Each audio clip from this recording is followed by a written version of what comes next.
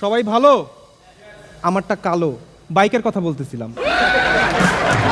আচ্ছা বলেন তো, শাহরুখ খান, সালমান খান, আমির খান এবং হিরো আলম, এদের মধ্যে সব থেকে বেশি কনফিডেন্স কার? কার? আমার।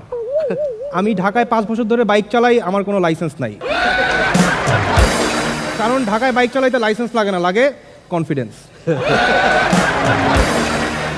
কিন্তু আবার বেশি কনফিডেন্ট হয়ে গেলে সমস্যা। সেদিন আমি খুব ওভার কনফিডেন্ট হয়ে কারণ বাজার সিগনালে একদম পুলিশের পাশে যে দাঁড়াইছি, পুলিশ ঘুরেই দেখে আমি। ওনার ইভেন ইচ্ছাও ছিল না, তাও মাসেল মেমোরি কারণে কাগজপত্র চেয়ে বসছে।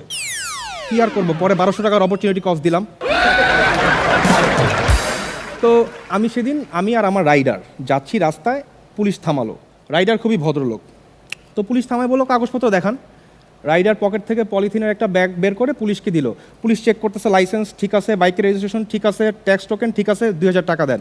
রাইডার বললো ভাই কাগজপত্র তো সব আপডেটেড, টাকা দিব কেন? আরে কাগজপত্রের জন্য না, পলিথিনের ব্যাগ ইউজ করার জন্য।